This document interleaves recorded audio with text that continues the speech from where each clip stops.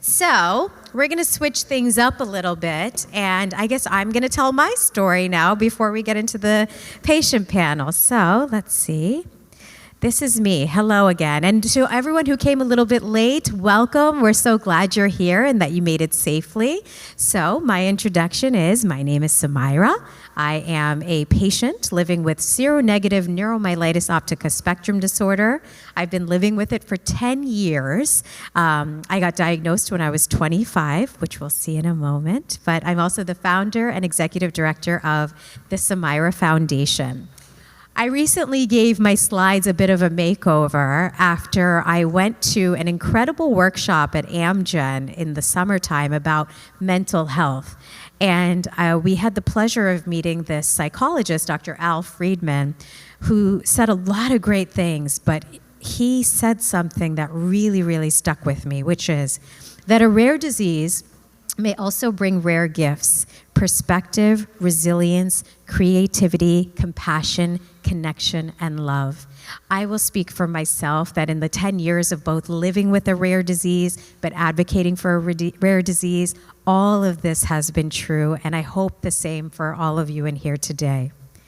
So I think it's always important to talk about this genesis of the Sumaira Foundation. What is it? Why did I start it, etc.? So this was me 10 years ago. I was 25 years old. I'm now 35 and thriving. And I was diagnosed with seronegative neuromyelitis optica spectrum disorder after severe vision loss, numbness and weakness in half of my body, and just complete disorientation. I live in Boston, and I was actually working in healthcare at the time, so I was very, very fortunate to get connected to the right specialist very early on, and within 5 weeks of my first episode, I was diagnosed with NMO. I also started treatment right away, so I consider myself a very lucky patient. And although I started treatment right away, unfortunately, I relapsed 9 times in the first 2 years of my diagnosis. So while I consider myself very, very lucky in many ways, I also struggled a lot as a patient. And it's interesting, whenever people meet me now and I tell them I have NMOSD, they're like, "You do? You have this?" And I take that as a bit of a compliment because it shows how much I have overcome and what a testament to all of the advancements in science for NMOSD. So I feel, again, just very, very fortunate. So I get diagnosed, I get on therapy, and all is, I guess, fine, except my heart and my mind were in shambles. I could not understand, why did this happen to me? How did this happen to me? Did I do something to bring this on to myself? I had so many lingering questions in my mind. So I took to my personal blog at the time, and I wrote about what had happened to me, just to kind of get it out of my system. I find that writing is very cathartic for me, so I wrote about it, and I went to bed. Didn't think anything of it. When I woke up about 9-10 hours later, I noticed that 15,000 people had read my blog. And 10 years ago, that was a lot for me. And even now, 15,000 people reading something that I wrote within 10 hours is a lot. So this kind of gave me an idea. And on top of that, I was looking for inspiration everywhere. Someone sent me this quote that said, "There was a flower in her heart. It just needed more room to bloom. And when she let it free, she showed the world that sometimes the most beautiful things can grow in the darkest of places without the need of light." I felt this on every dimension. There was something in me that said, this sucks, I hate it, it's not ideal, but it had to have happened for a reason. And as I said earlier, everything on the internet said that NMO was going to kill me within 5 years.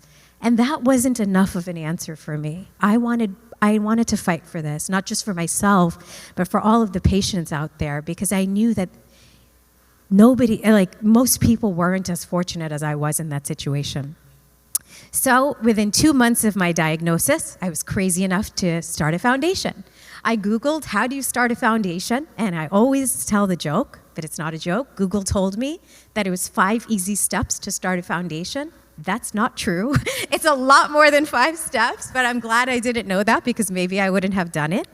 And yeah, I was like, I'm gonna do something. If it helps one person, great. If it helps 5, even better. But I need to do something. I wouldn't be able to live with myself if I didn't do something about this. So who are we? What is the Sumaira Foundation? We were established 10 years ago. This year we celebrated 10 years of TSF. We are dedicated to illuminating the darkness of NMOSD, MOGAD, and now other rare neuroimmune conditions. This is just our mission, so we're dedicated to raising awareness. We fund research, fellowships, journal publications. We're very passionate about building communities of support, and of course we advocate on behalf of the patients.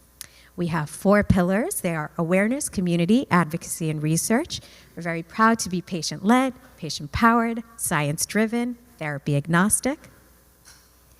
Our icon is a pink bear daisy. You'll notice there's a lot of pink. I love pink. You know, guilty. Before Barbie and all of that. But our icon is a pink bear daisy, which symbolizes admiration, adoration, and high esteem for someone. Our mascot is a unicorn, and I will tell you that story in a moment. And our official colors are pink, orange, and gold, very bright and cheery.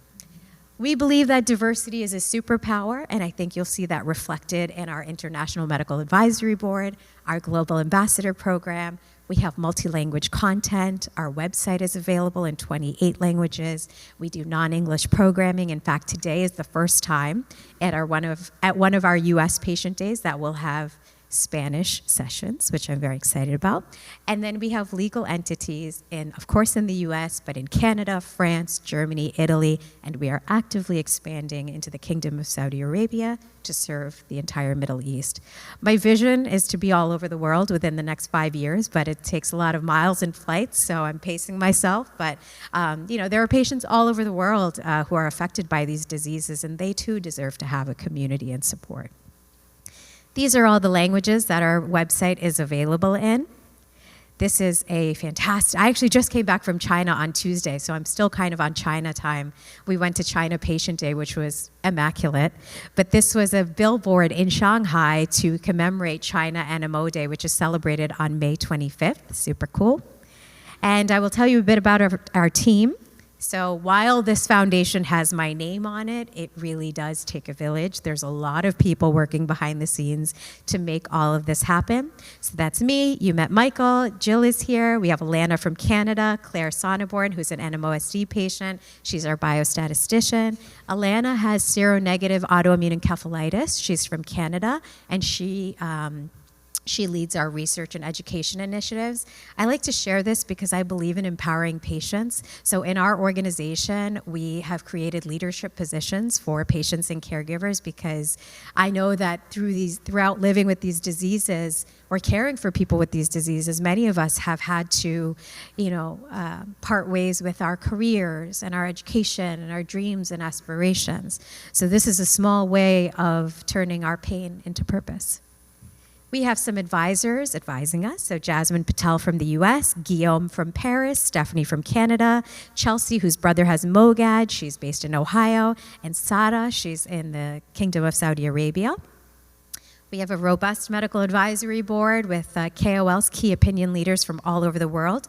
This entity is chaired by Dr. Michael Levy, who's based in Boston at Mass General Hospital, Harvard Medical School. So maybe you'll recognize some of these names, but we have representation from the US, Brazil, France, Germany, Italy, Spain, the UK, Egypt, Saudi Arabia, Australia, India, Japan, and soon South Korea. These are all of our industry partners who we've been working with over the last few years to help make events like today possible on top of a lot of other things. These are all of our community partners. We work with a lot of different organizations all over the world to collaborate and sort of amplify the voices of rare neuroimmune disorders.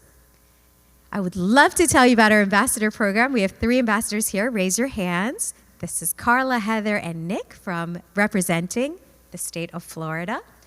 Just very quickly, this is a map that I made of when I first entered the scene 10 years ago, how I looked at the landscape of rare disease. So it's pretty self-explanatory, but this is what I wanted for us in a perfect world, that patients are always in the center, and supporting us are all of these stakeholders who, in a perfect world, would all work together to have all boats rise. So that's caregivers, clinicians, scientists and researchers, industry, advocates, insurance companies, pharmacies, allied health professionals, policymakers.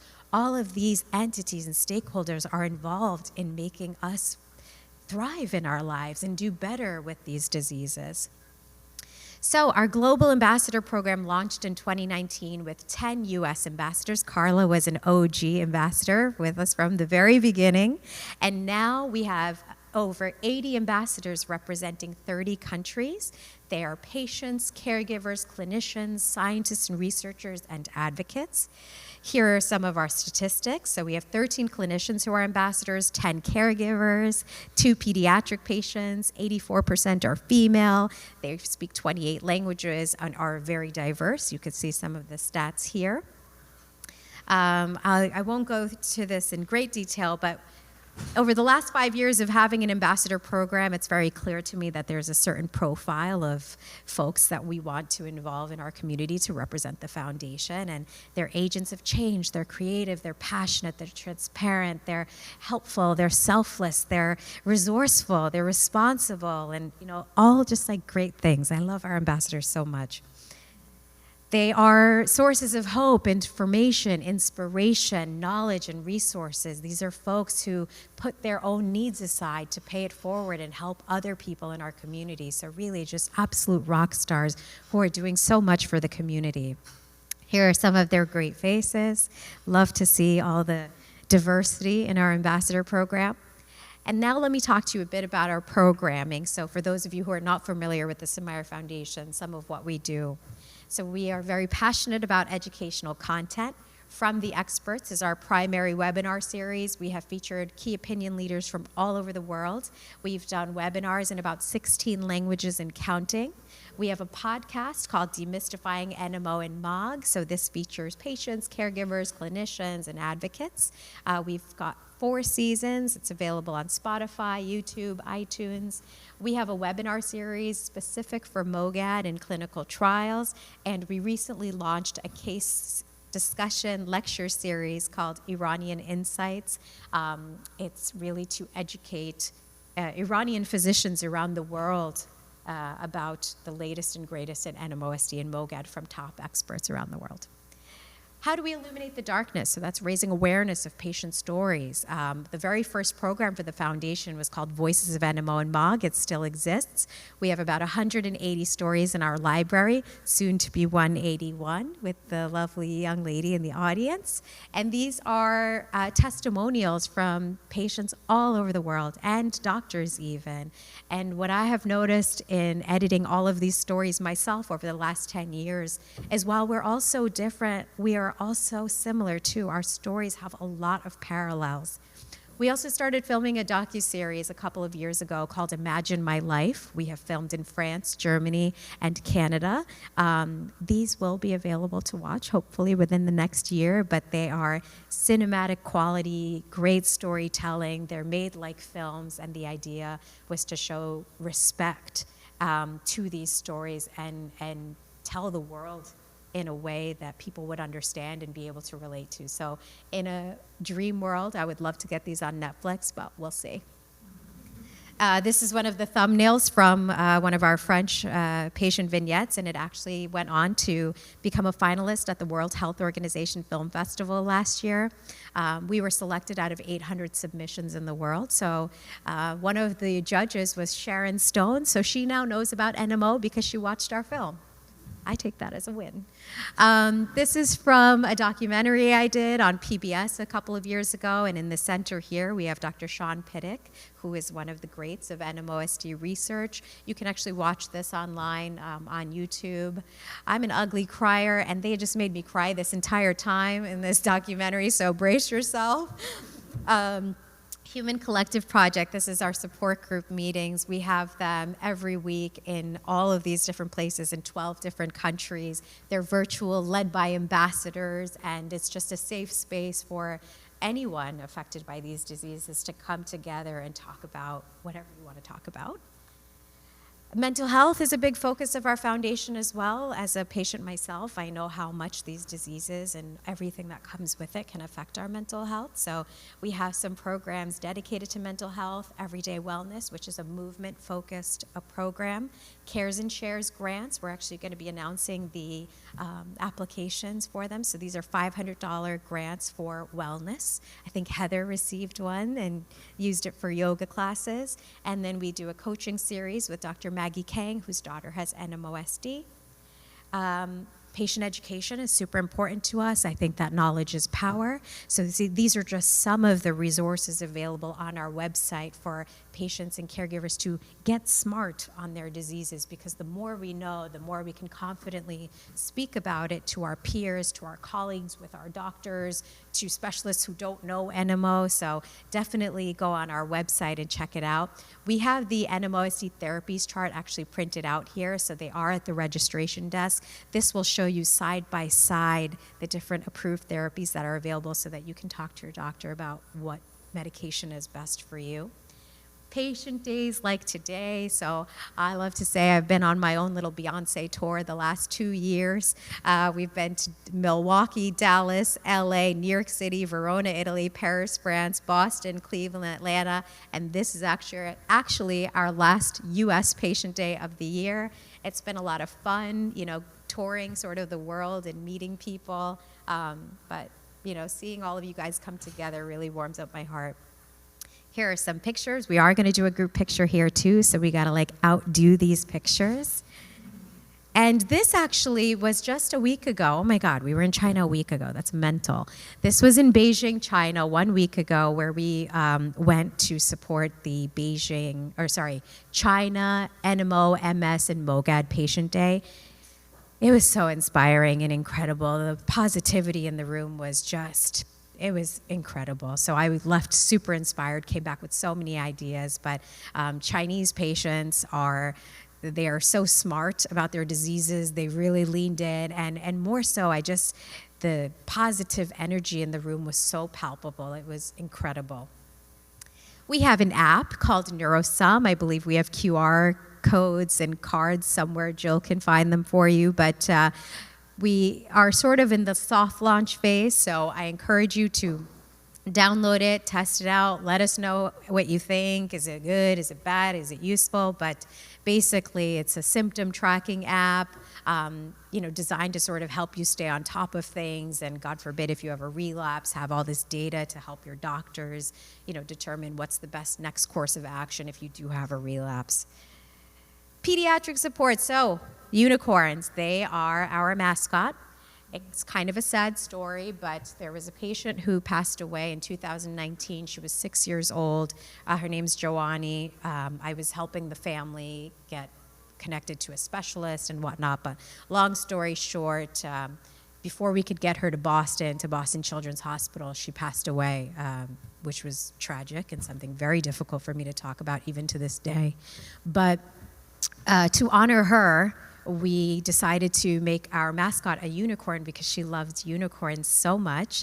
And I look at patients as unicorns because despite everything that we all have gone through and continue to go through, I see all of you always smiling and eager and, trying to move on with your life. So I see all of you guys as unicorns, but it's really paying homage to her. And we also furthermore launched a pediatric research grant in her name called Joannie's Unicorn Grant. So that's where the unicorn comes from.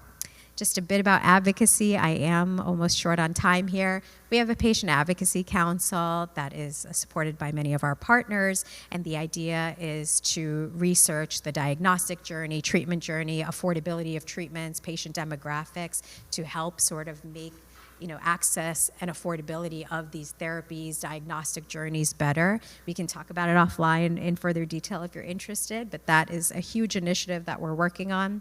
We have a coalition for health equity. As I established earlier, diversity is something that I'm very, very passionate about. So just very quickly, the CHI, as we call it, will sort of look into the full landscape of challenges in health equity facing NMOSD and MOGAD patients, establish a regular forum to raise and discuss and address these challenges.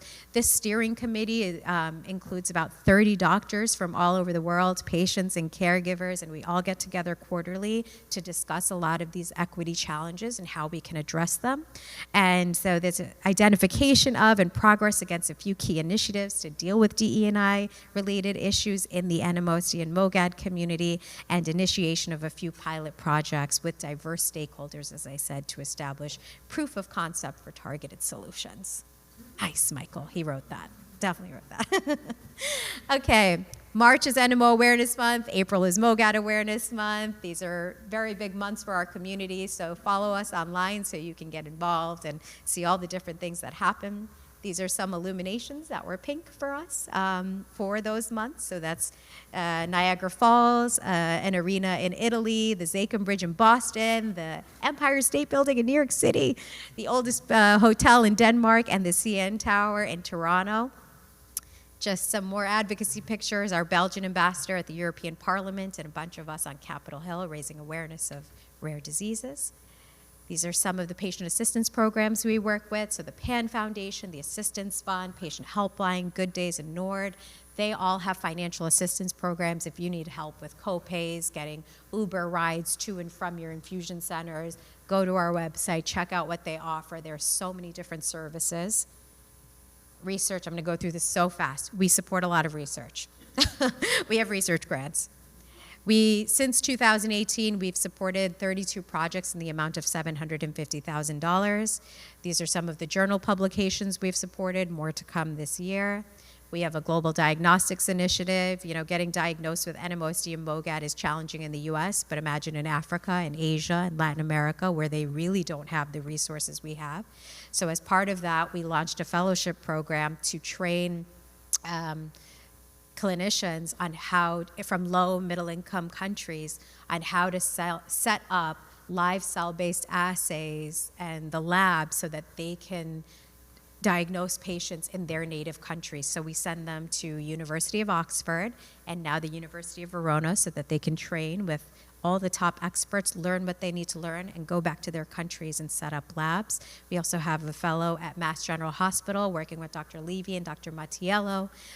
He is researching seronegative NMOSD, but we just launched this a year ago, and we've now, trained 5 different fellows. So it's a train the trainer type of model. We hope that we can do more of this, but I think it's a great initiative that I feel very passionate about. We have research summaries, plain language research summaries. So all of this incredible research comes out almost on a weekly basis for NMOSD and MOGAD. But if you're a non-science person like me, it's sometimes very difficult to understand what the heck these articles are saying. It just totally goes over my head, at least. So we have someone on our team who transcribes a lot of this research and makes it available in language that lay people can understand. So they're focused on disease overview, diagnosis, treatment, quality of life, long-term outcomes, and epidemiology. So check that out. And this is my last slide. Okay, I'm on time. These are all of our social media channels. Please follow us. Thank you for your time and for listening. I hope this was helpful to help you understand who I am, why I do what I do, and about our organization.